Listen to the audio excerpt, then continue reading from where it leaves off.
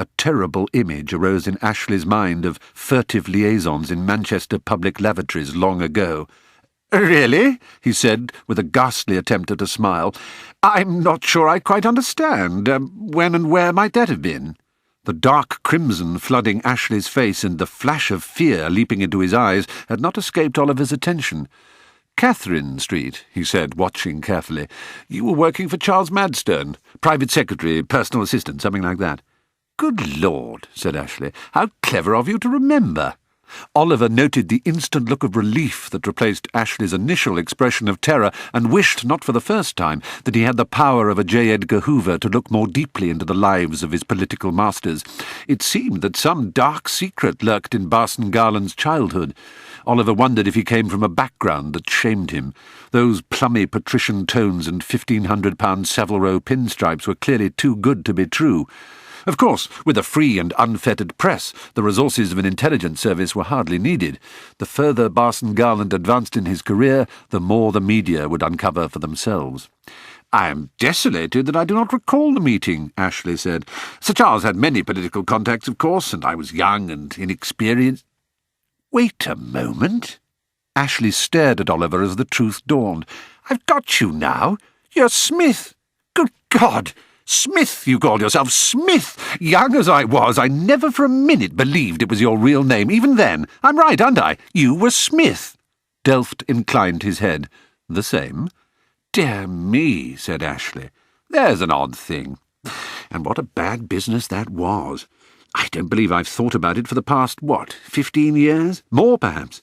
There wasn't anything—" He lowered his voice. "There's nothing you can tell me about l'affaire Madstone that didn't make the public domain, is there?" Oliver shrugged.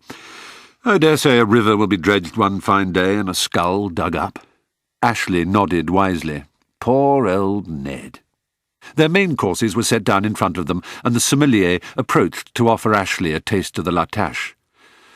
"The law is profitable, it would seem," Oliver remarked dryly. "This poor public servant thanks you for such a heady glimpse of the high life." Ashley smiled. "Tush," he said. "When it comes to spending money, I am a poor amateur.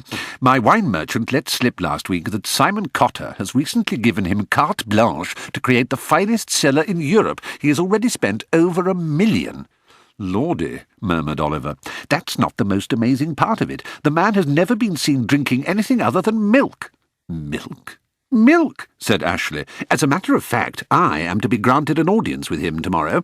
If he offers me milk, I think I may scream and go into spasm." "He has need of a lawyer?" No, I'm sounding him out. His political affiliations are unknown. In fact," continued Ashley with a meaning look, "his whole life seems to be shrouded in mystery." "I can't help you there, I'm afraid," Oliver said, rightly interpreting the look as a plea for information. "We don't have so much as his date of birth on file."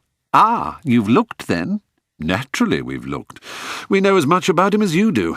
If anything comes up, of course." Oliver was prepared to let Ashley believe that the intelligence services were at his disposal. It was, after all, perfectly possible that the Conservatives were just insane enough to elect him as their leader one day. Money would have to be spent on image consultancy, of course, not to mention dermatological treatment. But wasn't Barson Garland divorced? That wouldn't do. Spokesman for the family should be happily married. No, it was nothing more than a separation, Oliver recalled, and not yet picked up on by the press. She was the daughter of an earl, if he remembered rightly, not quite the populist touch that the Conservative Party craved these days. On the other hand, it would never do to underestimate the snobbery of the great British electorate. They preferred the public school and Oxford manners of a Blair to all that forced Yorkshire man-of-the-people nonsense that came from Hague. As for poor old John Major— No, the tide of history had washed weirder flotsam than Barson Garland into Downing Street, and no doubt would do so again. If he succeeded in getting Simon Cotter to unbelt some of his millions and drop them in the Tory coffers, Ashley would take a deal of stopping. Oliver smiled his most charming and confiding smile. "A superb lunch, Ashley. I don't know when I've had a better. We should do this more often." "Perhaps— what is today?" Ashley looked at his watch. "Thursday. Perhaps we should meet here the first Thursday of every month, chew things over and work our way through the wine list?" "An admirable idea. Would you like me to propose you for membership?"